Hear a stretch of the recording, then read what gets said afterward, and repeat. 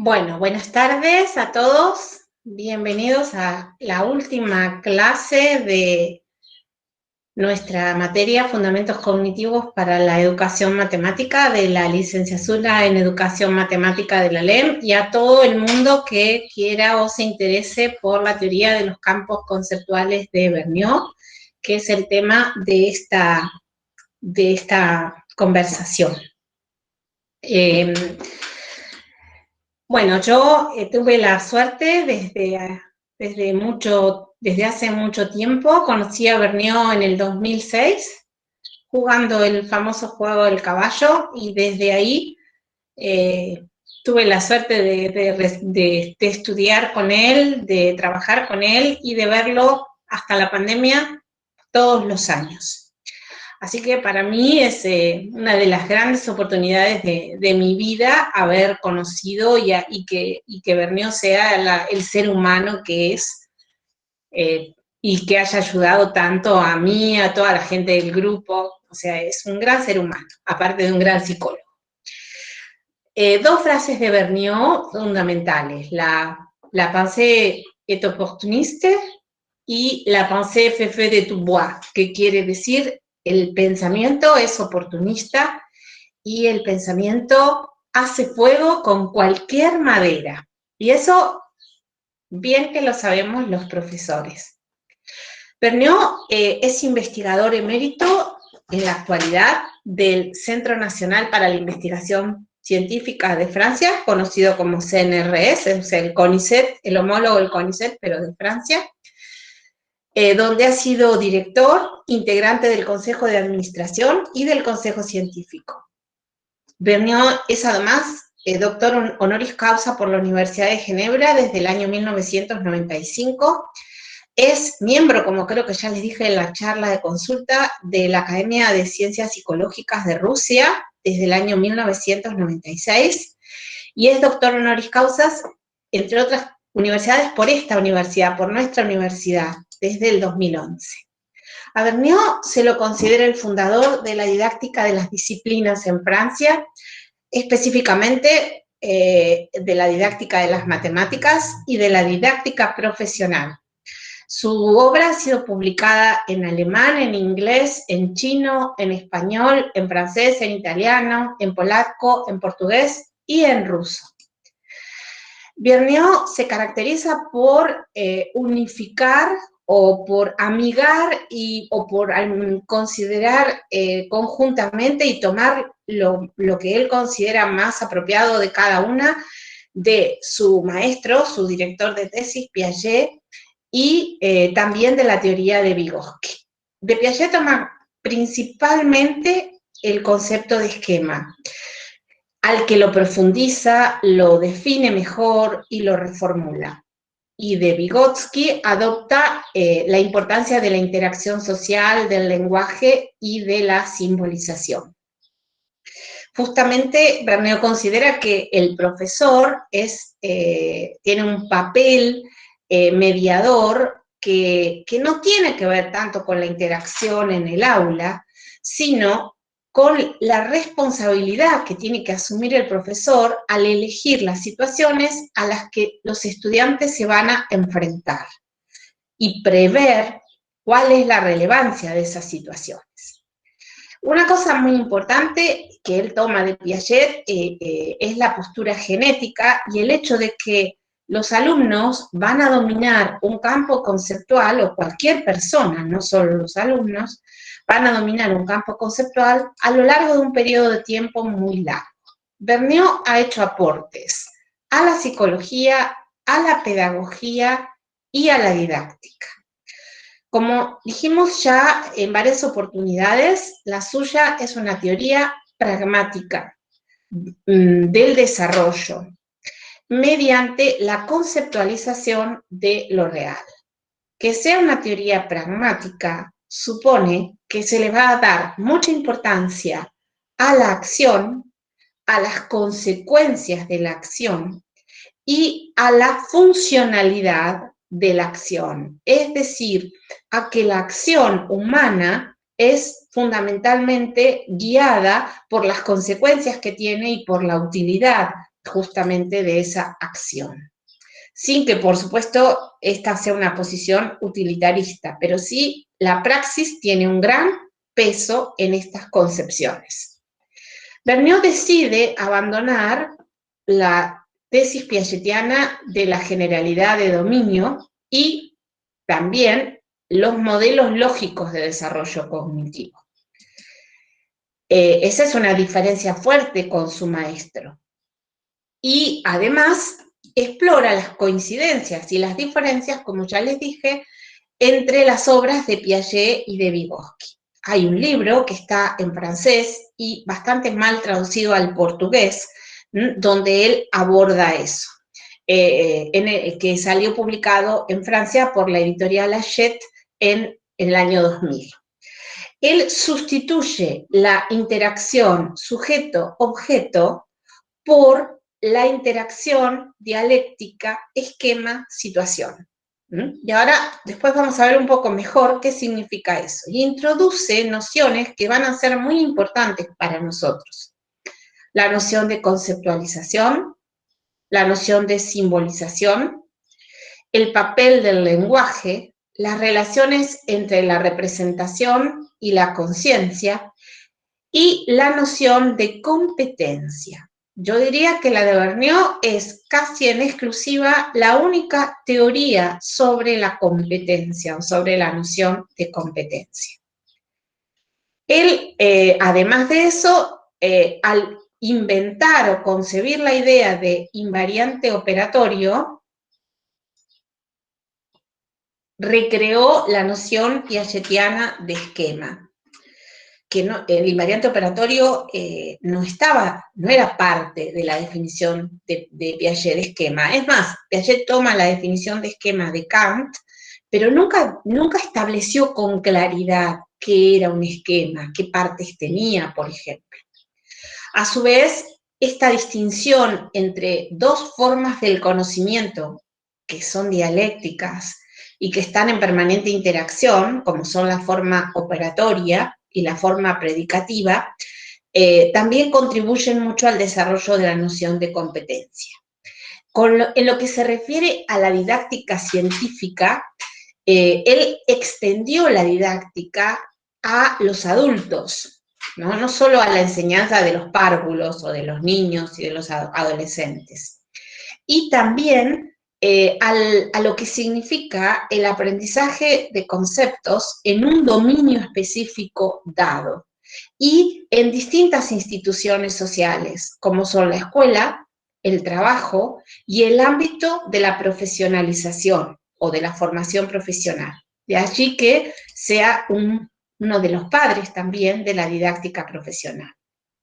Él establece que cada dominio de conocimiento requiere procesos de conceptualización que son propios de situaciones que tienen que ver con ese dominio y que convocan, que llaman, que requieren desde un punto de vista pragmático ciertas formas de actividad.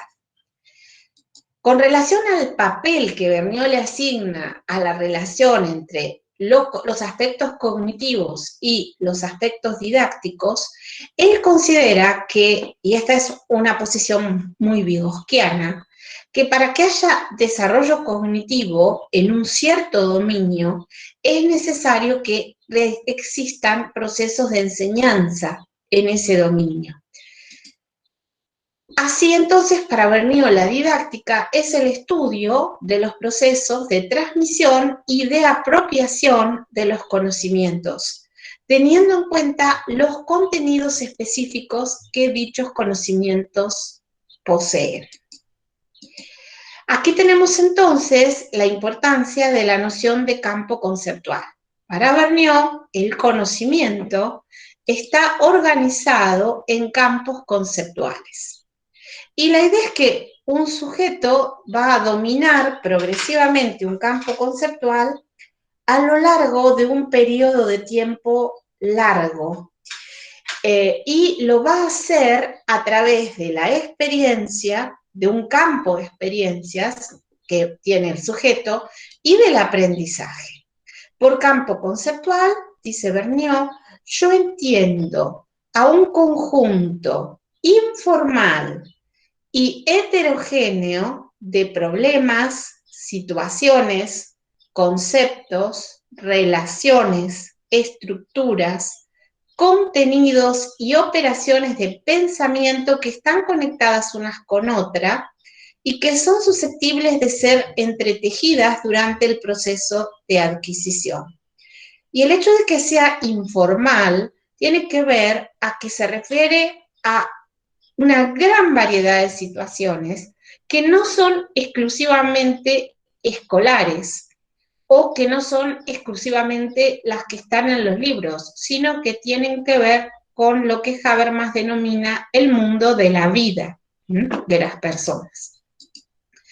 El campo conceptual es entonces un conjunto de problemas cuyo tratamiento convoca una serie de procedimientos y de representaciones de distinto tipo que están estrechamente relacionados. Un campo conceptual, por momentos, él establece que es un conjunto de situaciones que para dominarlo, para tener un desarrollo importante de un campo conceptual, requiere también dominar conceptos de distinta naturaleza. El campo conceptual es un constructo teórico, lógicamente, y es una unidad de análisis que va a permitirle a Vergniaud dar sentido a las distintas dificultades que se observan en la conceptualización de lo real, siendo la conceptualización de lo real la esencia del desarrollo cognitivo. Y en esto también Vergniaud es muy piagetiano, ¿no?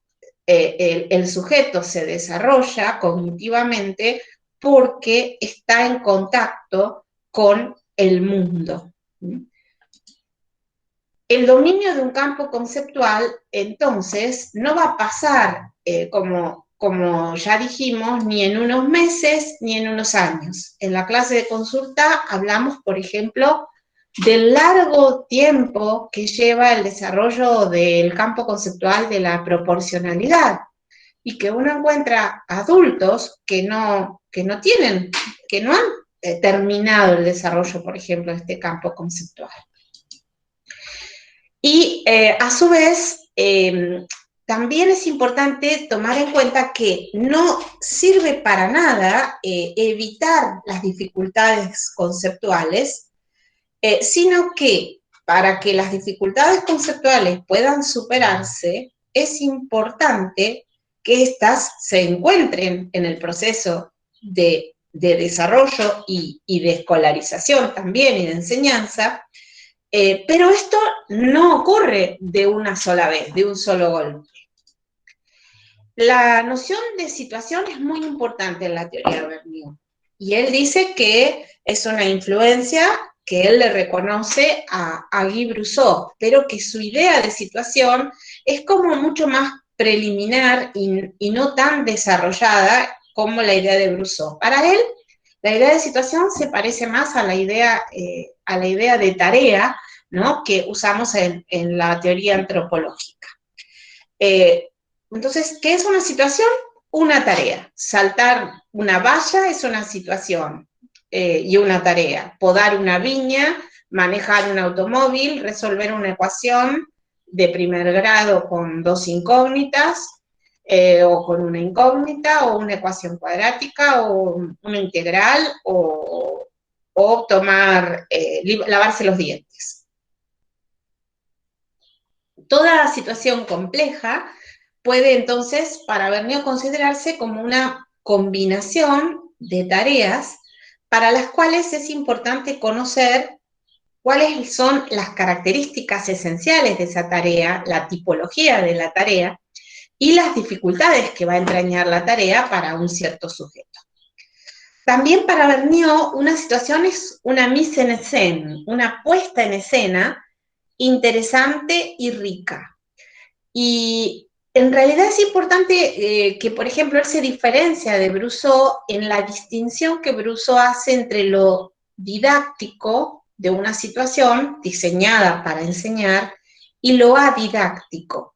Porque para Vergniaud lo adidáctico no existe desde el momento en que el profesor, aunque se permanezca adidáctico, no intervenga en la situación, ya intervino cuando la eligió y cuando la diseñó.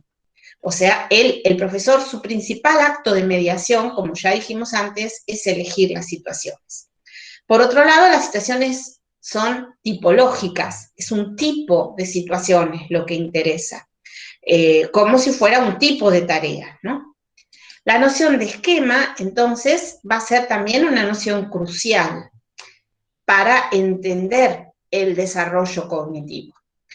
¿Y qué es el desarrollo cognitivo entonces? Es el desarrollo de un repertorio muy vasto, muy grande de esquemas.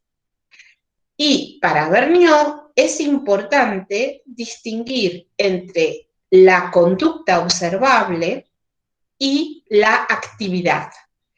La actividad de un sujeto en una situación puede cambiar, pero hay algo que no cambia cuando un sujeto enfrenta un cierto tipo de situaciones. Y lo que no cambia es la organización de la actividad. Entonces, Vergniaud va a llamar esquema, va a dar como definición de esquema, va a decir que un esquema es la organización invariante de la actividad para un cierto tipo o una cierta clase de situaciones. Lo que no cambia entonces es el esquema. La actividad cambia, pero la organización de la actividad no. Entonces, un esquema, va a decir Vergniaud, es, por ejemplo, va a dar 4 definiciones de esquema. Un esquema es una totalidad dinámica funcional. O sea, un esquema es un sistema. Un esquema es una organización invariante de la conducta para una cierta clase de situaciones. Lo que es invariante es la organización de la actividad, pero no la actividad en sí. Un esquema es una función que toma sus valores de entrada dentro de un espacio temporalizado de n dimensiones y que produce sus valores de salida dentro de un espacio igualmente temporalizado de n' dimensiones.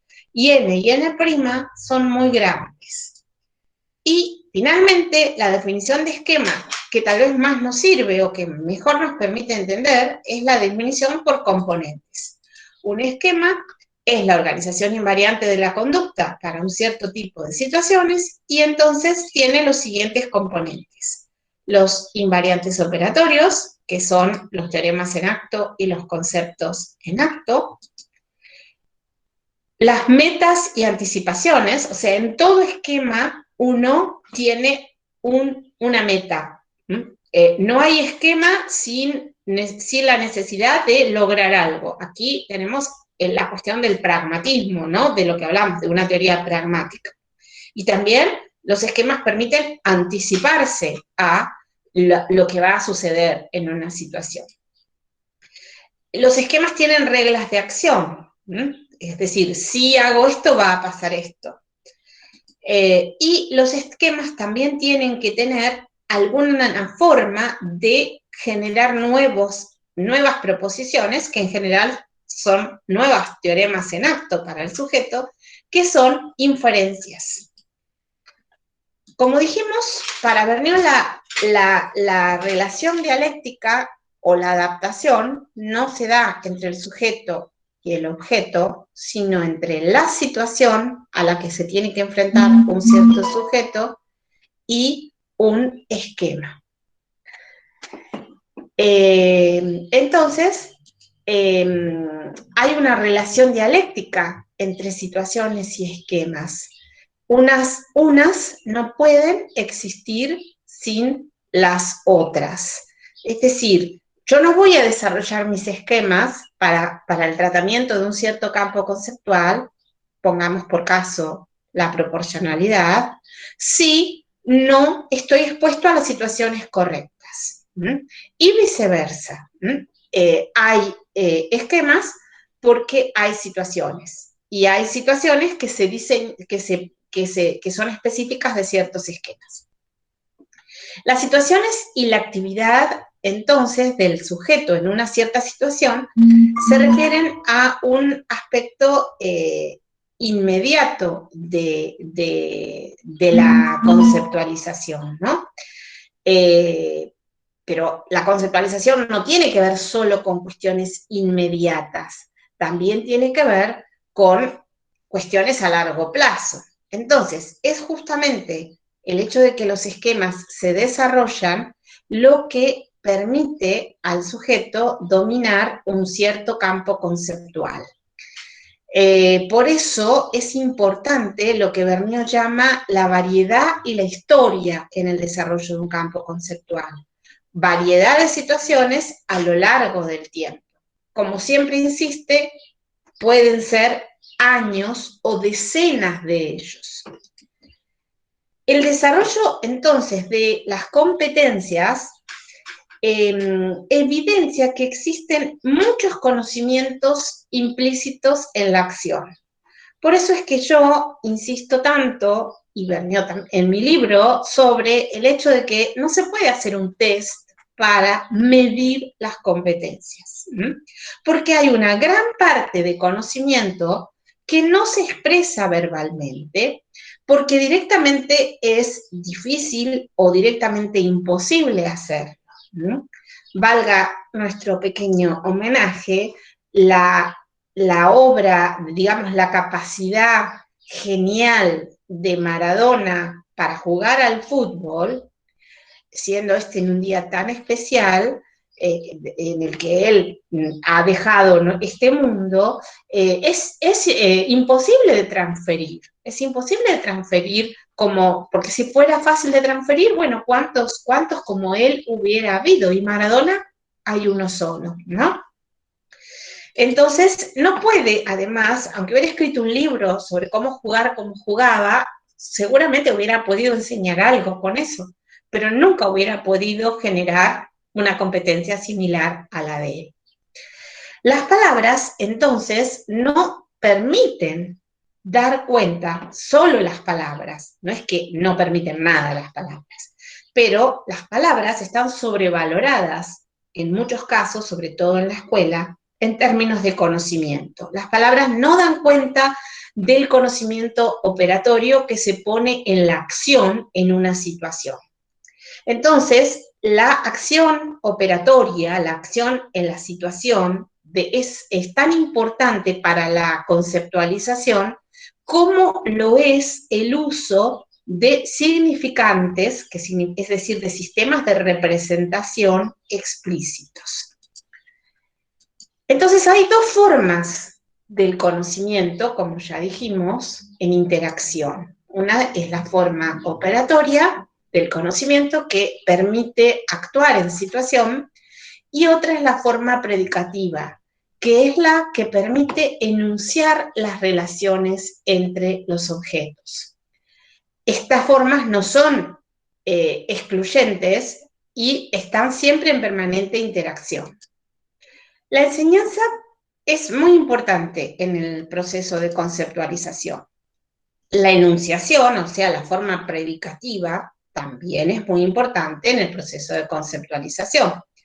Pero las dificultades de los alumnos en el aprendizaje de la matemática, por mencionar alguna ciencia, no se deben solo a la complejidad de las situaciones y de las operaciones de pensamiento que necesitan los estudiantes poseer para tratar con las situaciones, sino también a la complejidad que tiene el sistema de representación propio de las matemáticas, ¿no?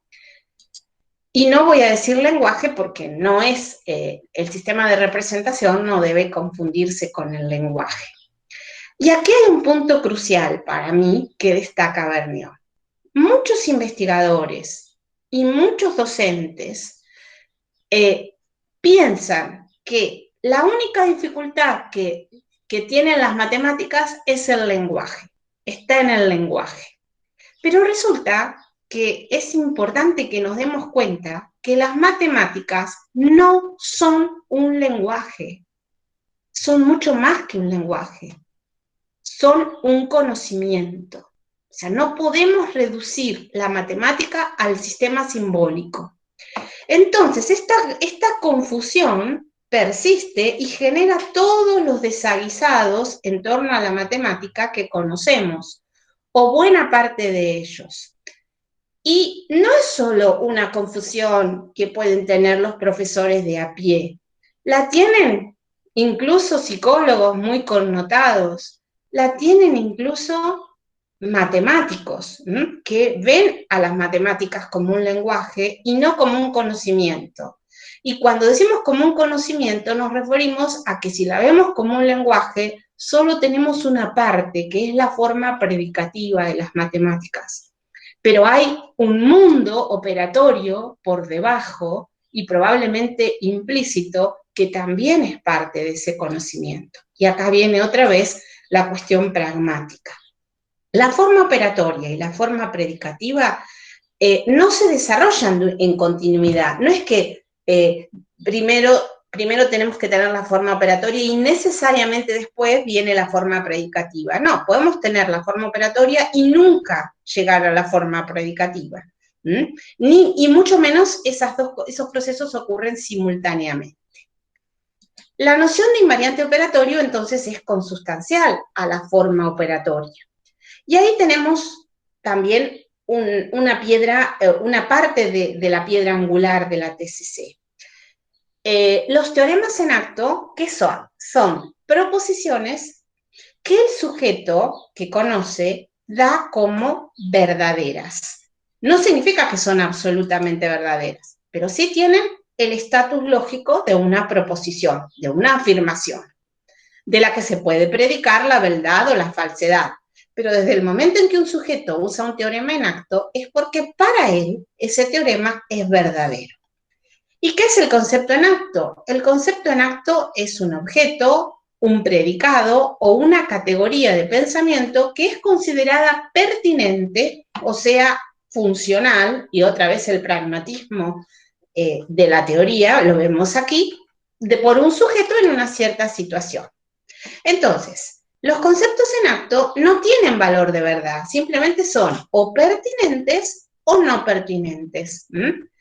Y los teoremas en acto sí pueden tener un valor de verdad que puede ser verdadero o falso para el sujeto. Pero es importante que también hay una relación dialéctica entre los teoremas en acto y los conceptos en acto. ¿Por qué? Porque no hay proposiciones sin conceptos y tampoco conceptos sin proposiciones. Con relación a esto, un concepto en acto es muy importante que entendamos que no es un concepto científico, porque el concepto científico es explícito, está bien definido.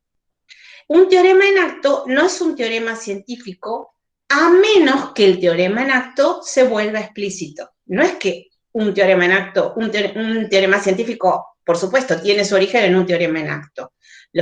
Pero lo que ocurre es que sí o sí los conceptos y los teoremas científicos son explícitos.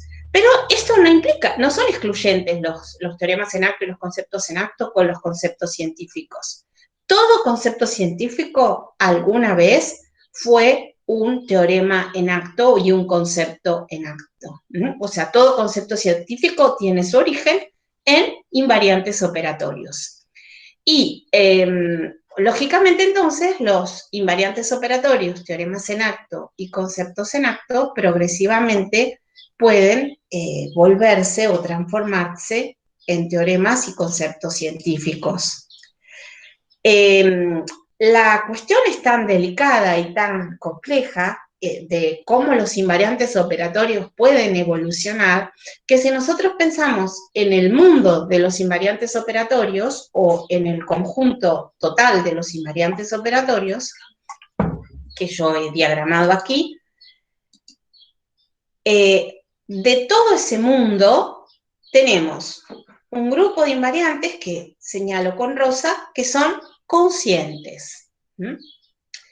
Pero dentro de los que son conscientes, pueden ser conscientes, pero tenemos un grupo de invariantes que son explicitables. ¿Qué quiere decir que son explicitables? que si el sujeto quisiera, los tiene disponibles para explicitarlos. Pero observen que tiene otro montón que no son explicitables. Los tiene, pero no los puede expresar.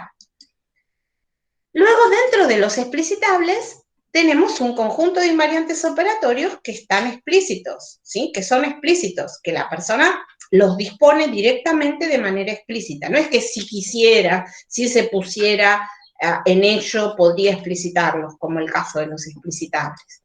Y finalmente, esta pequeña nuececita que está acá, o este pequeño óvalo, representa a los invariantes operatorios que llamamos formalizados, o sea, que dentro de un campo conceptual están expresados con la formalidad y con el sistema de representación requerido dentro de ese campo. Observen que si pensamos en la matemática, entonces, todo este mundo se le puede reconocer a las matemáticas, pero los invariantes formalizados recién forman esta pequeña parte y todo lo demás también existe en el campo conceptual de las matemáticas.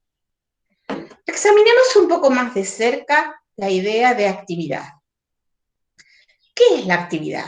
¿Qué componentes tiene la actividad para Vergniaud?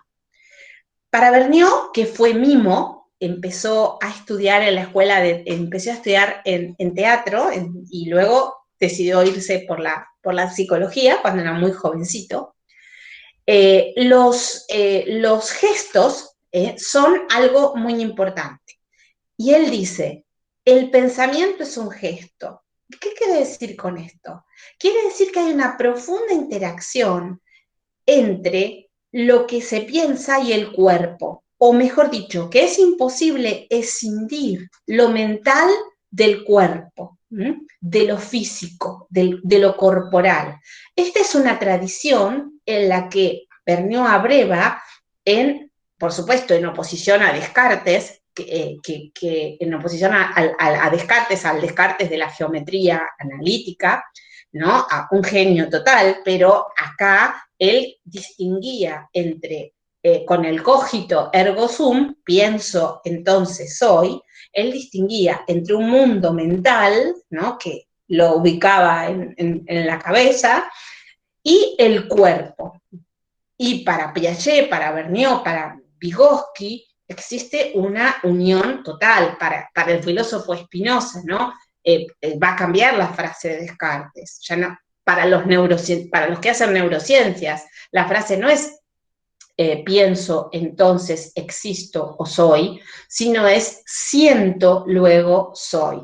Si no tuviéramos un cuerpo, no podríamos generar una mente, ¿no? Esta es la idea. ¿Qué otra cosa es la actividad? La acción concreta y la acción mental también. La selección de información, o sea, ¿qué elige el sujeto como relevante de una situación? Porque uno cuando está frente a una situación, elige qué es lo que importa y lo que no importa. Y eso no es universal. Profesores de matemática cuando dicen, ay, estos estudiantes no entienden las consignas. Y no entienden lo que ustedes quieren que entiendan, pero una consigna es un mundo infinito que se relaciona con otro infinito que es el campo de experiencia de una persona. Entonces, ese famoso no entendimiento de las consignas es lo más natural que puede ocurrir. Los invariantes operatorios forman parte de la actividad. Las reglas de acción y los mecanismos de control que el sujeto tiene para saber si las cosas le están funcionando o no le están funcionando. Y acá otra vez tenemos esta cuestión del pragmatismo, ¿no? De juzgar el suceso de una acción y de continuar o de decidir el curso de acción a partir de cómo van las cosas, por las consecuencias de la acción. Entonces, para Vergniaud es importante que entendamos que la actividad, como involucra los gestos y el pensamiento, y que es un gesto, la actividad es mucho más que la conducta observable. La conducta observable es solo la parte que vemos de la actividad. Y al analizar el comportamiento matemático, entonces, o sea, la actividad matemática, hay que examinar toda la actividad representacional que está en su base. Y el concepto de esquema, entonces, con los invariantes operatorios y con que contienen toda la parte implícita de la actividad, permiten un poco abarcar o entender este problema. Entonces, Vergniaud también hace una distinción entre el conocimiento explícito y el conocimiento implícito. Y entonces, para Vergniaud, la escuela subestima y sobrevalora y deja de lado el conocimiento implícito de los alumnos y sobreestima el conocimiento explícito. Ya hemos considerado esto. Este es el famoso, si no me lo podés explicar, es que no lo sabés. Y, digamos, el problema no es ese. El problema es que es posible que lo sepas, aunque no me lo puedas explicar. El problema es considerar que la recíproca de eso es falsa. Sin embargo, una parte enorme del conocimiento que tenemos es implícito, no lo podemos poner en palabras. Hay un abismo, dice Vergniaud, hay el cañón del Colorado, el cañón del Atuel, entre la acción y la formalización de la acción. Es decir, hacemos muchísimas cosas con los invariantes operatorios y quizás no somos capaces de expresarlos. Es normal entonces que el alumno continúe usando conocimientos implícitos al mismo tiempo que va quizás logrando explicitar algunos. Y es muy importante no confundir, que es lo que acabo de decir, ¿no? Si lo sabes, entonces lo tienes que poder explicar. Eso es confundir la forma predicativa con la conceptualización. Otra cosa muy interesante de la teoría de Vergniaud es para mí su definición de concepto, no de concepto en acto, sino de concepto. Y otra cosa muy interesante es que esta definición, como la definición de esquema, en su teoría, como corresponde a una buena teoría, es universal. Vergniaud no va a distinguir como hace Vygotsky entre los buenos conceptos y los malos conceptos, o los conceptos, digamos, no plenamente conceptos. El proceso es el mismo para los buenos, que serían los científicos, y para los conceptos, o mejor dicho, para lo que Vygotsky va a llamar, lo que Vygotsky va a llamar que no son los verdaderos conceptos y que no se desarrollan hasta la adolescencia. Un concepto, entonces, es un sistema, no se aprende solo. No puede considerarse de manera trivial y mucho menos reducirse a su definición. El significado, entonces, depende del uso de un concepto en diferentes situaciones y problemas. Fíjense que la aplicación es lo opuesto de esta idea. En la aplicación se supone que el uso ya se conoce. Y acá lo que estamos diciendo es que el significado depende del uso. Y no que el uso depende del significado, que sería la aplicación. Entonces, los conceptos tienen tres partes. La situación, que tiene que ver con la referencia del concepto. Los invariantes operatorios, que son los que le dan sentido al concepto, lo que yo hago con la actividad en una situación, es lo que hace que emerjan ciertos conceptos y no otros. Otra vez, entonces, los conceptos se definen por el uso. Y el sistema de representación, que es la parte semiótica del concepto, el conjunto de signos que yo utilizo para referirme al concepto. Lógicamente, el desarrollo de conceptos entonces está fuertemente ligado a las situaciones a las que se va a enfrentar el sujeto. Son las situaciones las que le dan significado a un concepto y, por supuesto, que no hay ninguna razón para que se desarrollen conceptos complejos si no se ofrecen al sujeto la posibilidad de enfrentarse a nociones complejas. Otra noción importante que distingue Vergniaud es que no tenemos que confundir conceptualización con simbolización. Conceptualizar es identificar los objetos, sus propiedades, relaciones, transformaciones. La conceptualización proviene de la percepción y de la construcción de esquemas. La conceptualización puede ser individual o puede ser colectiva y tiene un origen empírico en la experiencia y en la historia experiencial de ese sujeto. En cambio, simbolizar es usar signos, herramientas, materiales, sistemas de signos que pueden ser visuales, sonoros, lingüísticos o no, para comunicar. La comunicación supone la existencia de significados y de conceptualización. Es lo que dijimos, bueno, si alguien te lo puede decir, por supuesto que vos podés afirmar que tiene algún significado sobre lo que te está diciendo o la referencia de eso que te está diciendo. Pero fíjense que la inversa no es verdadera. El hecho de que alguien no te pueda decir algo no significa que no tiene ningún significado.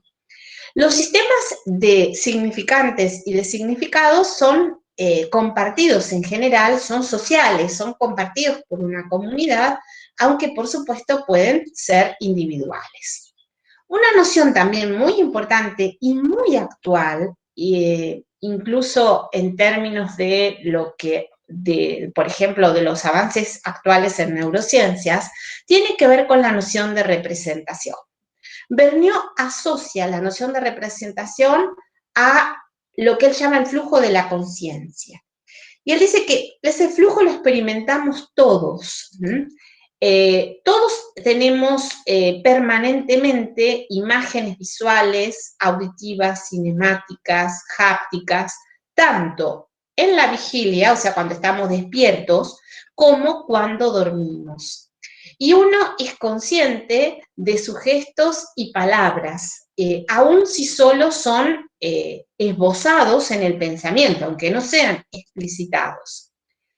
Este ir y venir continuo, ¿no? Es una evidencia para Vergniaud de el hecho de que la representación está funcionando en nosotros permanentemente. Esto me hace acordar al modo de funcionamiento por defecto del sistema nervioso.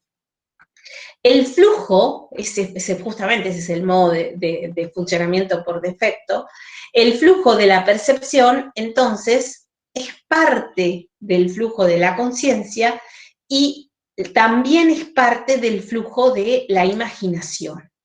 Otra cosa importante, otro sentido que le podemos dar al término representación, tiene que ver con los signos y los símbolos, que es obvio, ¿no? Usamos signos y símbolos para representar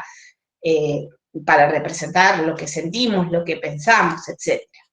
El trabajo del pensamiento, entonces, es, por supuesto, es acompañado por la utilización de formas lingüísticas y no lingüísticas y por la manipulación de símbolos. De aquí, digamos que, como conclusión importante, la numeración y las notaciones matemáticas y algebraicas no son en sí mismas conceptos matemáticos. Reitero, la numeración, la escritura de los números y las notaciones algebraicas en sí mismas no son conceptos matemáticos. ¿Por qué? Porque del mismo modo que la notación musical que se escribe en el pentagrama no es la música, eso desde ya no implica que la ejecución de ciertas obras no sería prácticamente en una orquesta, por ejemplo, si no hubiera notación musical, sería impensable que funcionara la orquesta y que cada uno ejecutara su parte. Pero el lenguaje no es el pensamiento. Ahora, en esto Vergniaud se diferencia de Vygotsky un poco. Pero, ¿qué sería del pensamiento si no fuera por el lenguaje? O sea, la notación musical no es la música, pero ¿qué sería de la música sin ella?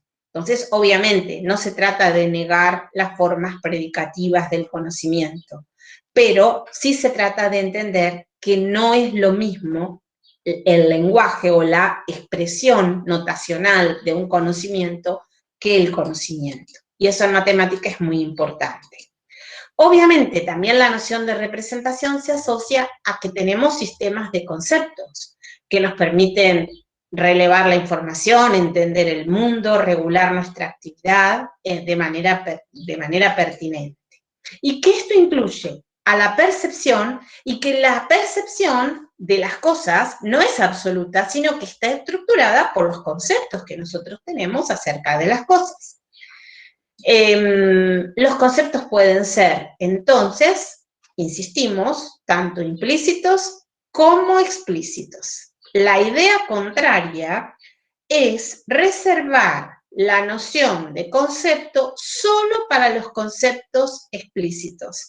Y eso nos aleja de entender el proceso de conceptualización de lo real, si hacemos eso. Por otro lado, hay representación también, eso se evidencia en el hecho de que disponemos de un amplio repertorio de esquemas porque no podemos construir novedades a cada segundo, ni para tomar el colectivo, ni para levantarnos a la mañana, ni para lavarnos los dientes, ni para resolver una ecuación.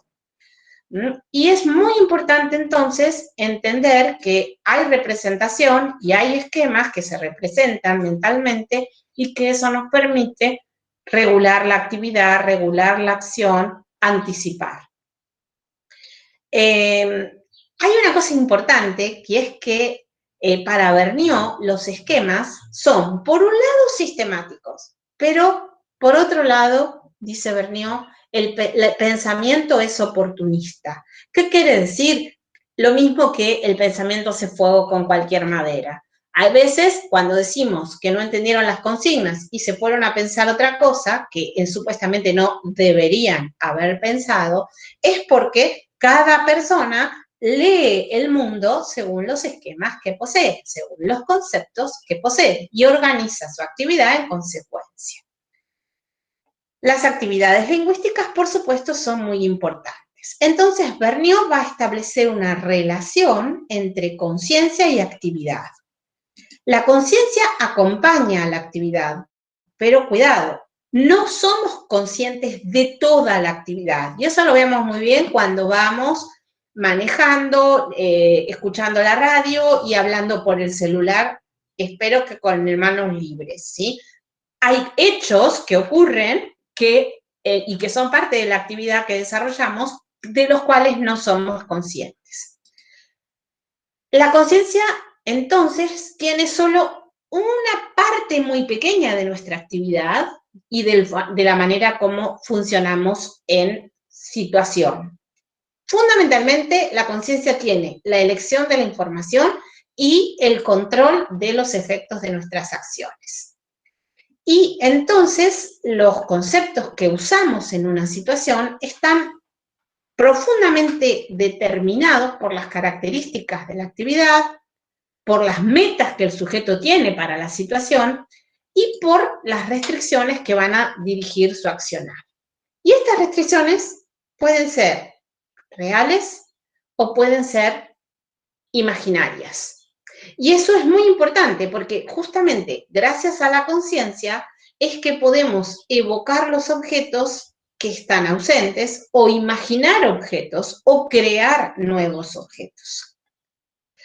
Con relación a la noción de competencia, Vergniaud nos va a dar 4 definiciones que no sé si van a venir al caso ahora, porque nosotros no estamos pensando en medir las competencias, sino que, pero es importante que consideremos que una parte muy grande del conocimiento que poseemos tiene que ver con competencias que no se pueden poner en palabras de manera fácil. Pero son muy importantes las competencias porque permiten responder de una manera que es a la vez automática y eficiente. Por ejemplo, imagínense un cirujano y una emergencia durante una cirugía. Y estas competencias son fundamentales en el ámbito social, laboral, escolar, profesional, etc. En una definición, Berneo dice, bueno, yo soy un científico y voy a dar definiciones de competencias. Para él, una persona es más competente que otra si sabe hacer cualquier cosa que esa otra no sabe hacer. Y también si en el tiempo T, versus el tiempo T', sabe hacer en T cualquier cosa que no sabía hacer en T'. Este criterio entonces le permite evaluar la competencia, digamos, como resultado de la actividad. No le importa en esta definición cómo hace algún sujeto, o sea, si sabe sumar dos fracciones de igual denominador o de distintos, si sabe multiplicar polinomios o dividirlos, etcétera, ¿no? Una segunda definición que propone es que cuando un sujeto en un tiempo T se vuelve más competente que en un tiempo T', si él tiene una manera más eficiente de proceder. O sea, que la competencia tiene que ver con un costado de eficiencia. Entonces, en esta definición, más que interesarse en el resultado de la actividad, Berneo se va a interesar en la forma de la actividad. O sea, si la actividad es más eficiente o menos eficiente. Luego ponemos algunos ejemplos. También va a relacionar la competencia con el hecho de que un sujeto es más competente que otro si dispone de una variedad de recursos que le permiten utilizar, cuando es pertinente, un procedimiento u otro, y de esa manera adaptarse mejor a las contingencias de la situación. Esta cuestión de saber qué hacer en una situación, que es tan característica de las profesiones, ¿sí? Es decir, es el hecho de que una persona es profesional en algo porque frente a una determinada situación sabe exactamente qué hacer y lo hace de manera correcta. Y por otro lado, una cosa muy importante también en una profesión, Berneo liga mucho las competencias a la profesión, no tanto a la escuela, como ha hecho o entronizado el enfoque PISA, sino que una persona es más competente que otra si duda menos frente a una situación nueva o frente a algo a lo que nunca se había enfrentado. Y esto, de nuevo, es parte de la actividad, incluso de la actividad no consciente. Y vuelvo al ejemplo del cirujano, o vuelvo al ejemplo del mecánico que escucha el motor y sabe qué hacer, o del programador que tiene 300 líneas de programas y va a la línea donde tiene la falla. Y uno dice cómo lo hizo. Ser competente no es entonces hacer lo mismo siempre, sino, al contrario, ser capaz de enfrentar y resolver situaciones nuevas que uno nunca había encontrado antes y desempeñarse eficientemente. El dominio profesional, entonces, no se trata solo de encontrarse con las mismas situaciones, sino de poder tratar esa variedad de situaciones y saber qué hacer según las diferencias entre las situaciones. Competencia, entonces, es poder lidiar con ciertas situaciones sin reflexionar demasiado. Esa es otra contradicción, ¿no?, que tenemos en la competencia. Si yo tengo que pensar demasiado qué hacer, bueno, mi competencia flaquea, porque justamente en una profesión, el que es profesional es porque es el que sabe qué hacer. Y poder improvisar en una situación que es totalmente nueva, como les decía. En la enseñanza de competencias, cosa que es obvio que de lo que hay que ocuparse, porque las profesiones son algo central en el mundo en que vivimos, o sea, el mundo del trabajo requiere de profesionalización y de competencias, tienen que ser estabilizadas, por un lado, y por otro lado, tienen que poder evolucionar. Todo este ámbito es un gran ámbito de trabajo, de hecho, la didáctica profesional es un campo propio dentro de lo que es la didáctica. Y para finalizar, entonces, examinemos algunos problemas que forman parte de lo que encontramos o de los que tratamos en la escuela, de los que se nos propone el currículum. Por ejemplo, los invito a considerar el problema de Ana. que propone que se quiere ubicar a un grupo de alumnos en aulas y que si uno los pone de a 40, le quedan 25 afuera. Y si uno los pone de a 42 por aula, le queda uno solo afuera. Y el problema dice, el profesor presenta este problema a la clase, calculen el número de alumnos y el número de aulas que hay. ¿Y qué pasa? ¿Qué puede pasar? Bueno, pasa algo que es producto no de la casualidad o de el ensayo y error, como mucha gente piensa, sino que en menos de 15 segundos, una persona o dos, algunos lo dicen, otros lo callan, pero alguien dice 12, y el profesor, si era un profesor, se queda mudo. ¿Cómo 12? Sí, 12. 12 aulas. 12 aulas y 505 alumnos. Eso lleva un ratito más porque hay que hacer una cuentita una vez que se sabe que son 12. Ahora, ¿qué pasa si nos ponemos a mirar de cerca la actividad que está por detrás de esto con la lupa o con los anteojos de la TCC? Miremos un poco esto, lo que les pasa a los chicos, lo que nos pasa a nosotros, etc. Cuando esto me pasó personalmente por primera vez con Ana, decidí llamar a Ana y le pregunté cómo sabía que eran 12 cuando terminó la clase y me repuse del shock que era haber dicho, bueno, hice este problema para estar una hora de clase tranquila y pensando que los alumnos iban a tener mucha tela para cortar, y sin embargo no sucedió eso. Bueno, Ana primero me dijo que no tenía ni idea porque había dicho 12, pero que era 12. Y cuando fuimos a una entrevista, en profundidad, una entrevista tipo psicológica, podríamos decir, de psicólogo del aprendizaje, ella dijo, si coloco 42 chicos en cada aula, entonces me queda afuera un alumno. Fíjense que eso es un teorema en acto. Si coloco 40 chicos en cada aula, me van a sobrar 25 alumnos. Otro teorema en acto. Si de cada salón en el que hay 42 yo saco 2, voy a tener 40 en cada aula. Y los que no están ahora ubicados van a ser 25.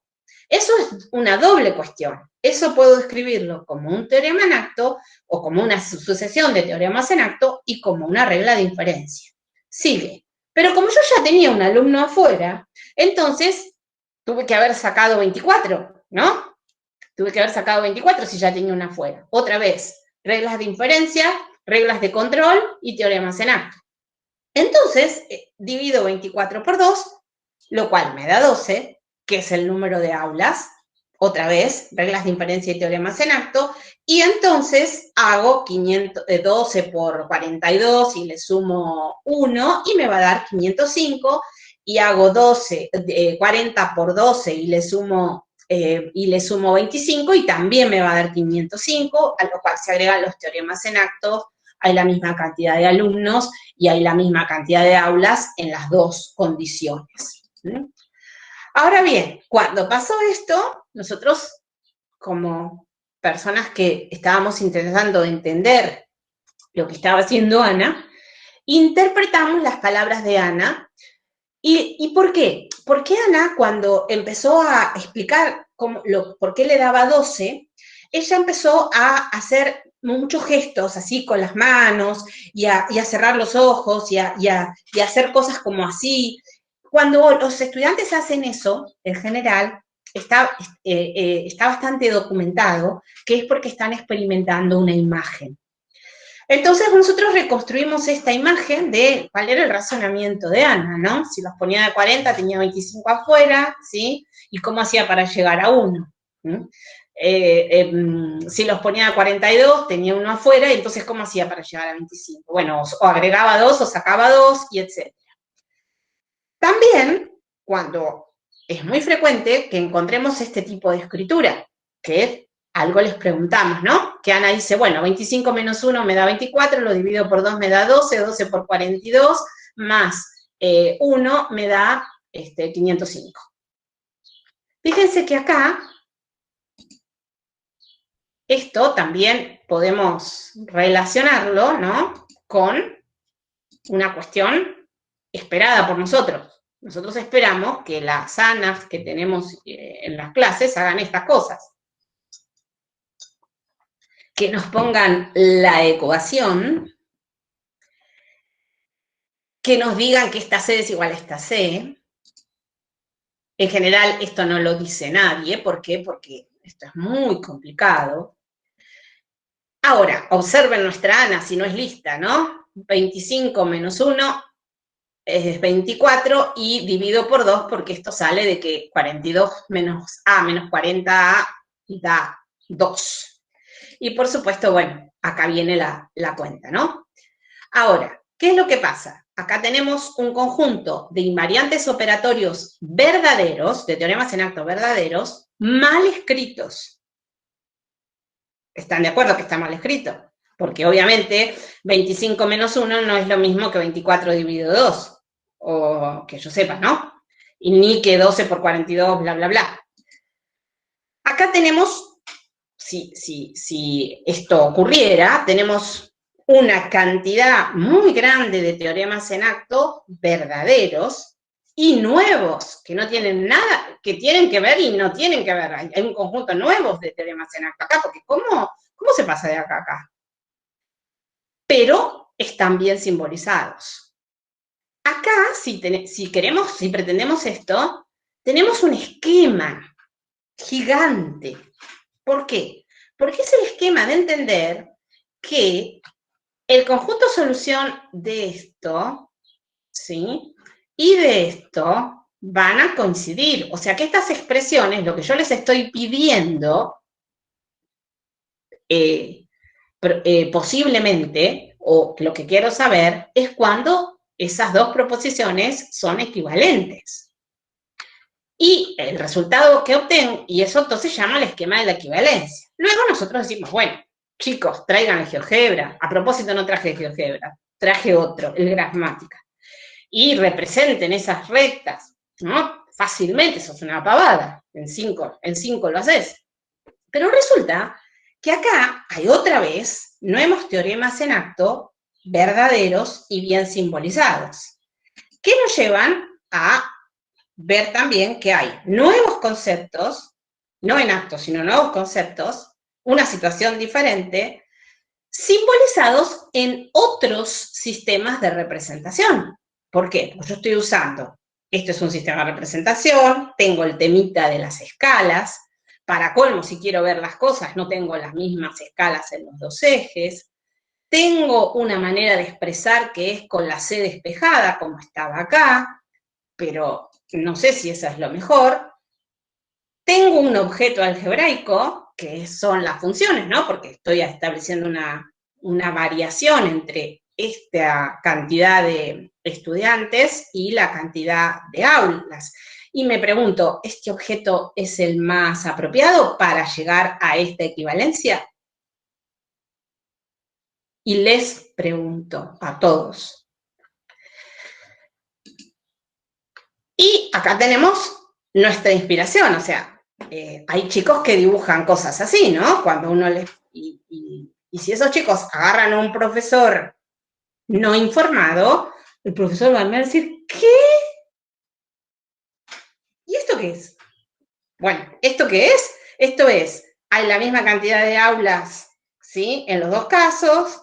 Esto que es, te los pongo a 40, ¿sí? Es el esbozo, no totalmente explícito, de una forma de razonar. Y otros chicos dicen, mira, tengo los 25 afuera, porque los puse de a 40 y les voy agregando de a 2. Y después dicen, a ver cuántas veces lo hice, a 12 veces, y acá llegué a 1. Listo, son 12 aulas.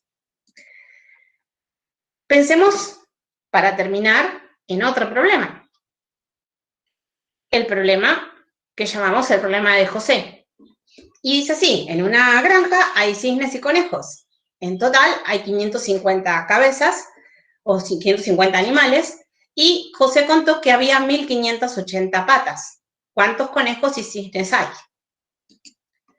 Bueno, una posibilidad, agárrate el Excel, programate las celdas, pone un paso variable, o sea, puedes empezar de a 1, o podés, esta celda la programás como en función de esta, pones una fórmula para las patas y pones una fórmula para las cabezas, la programas. Y bueno, con suerte podés hacer el paso que sea de a 10, ¿no? Como vas variando acá, los cisnes o los conejos o como quieras, y haces toda esta tablita y por supuesto llega un momento que decís, ah, acá está, esto cumple las dos condiciones del pobre José. También podés hacer un Excel y no querer arrastrar el cursor y directamente te vas fijando, vas cambiando los números hasta que llegas a las condiciones esas.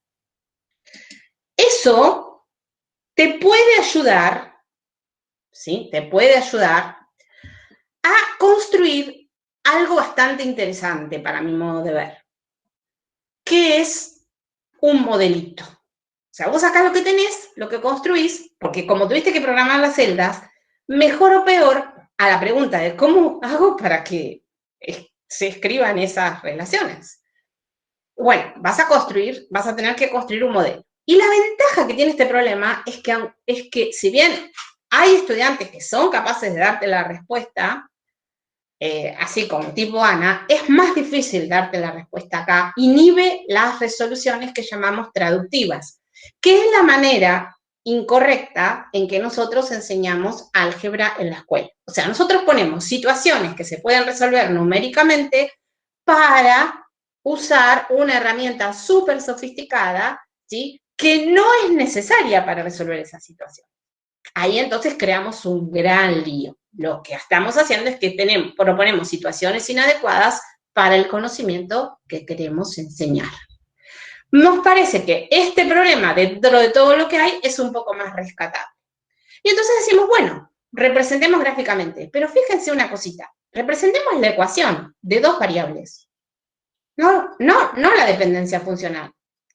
Entonces esto nos va a ayudar más con el esquema de la equivalencia, en el sentido de decir, bueno, solamente para un caso, los pares ordenados o los puntos asociados a cada una de estas ecuaciones, que son infinitos y que cumplen con los valores de la tabla también, solamente en un caso ambas ecuaciones tienen la misma coincidencia.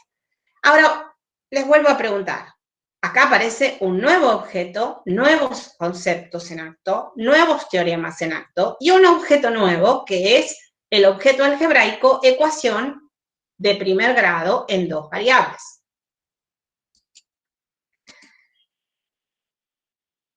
Ahora, hay chicos que hacen esto para perplejidad y gente que hace esto. ¿Qué pasa, dice esta gente, si todos los animales fueran conejos? Bueno, habría 2.200 patas y sobrarían, ¿sí? Sobrarían 480 patas. ¿Para qué? Para tener las que tengo que tener, que son 1.500. Entonces, bueno, me dedico a sustituir, ¿sí?, conejos por cisnes.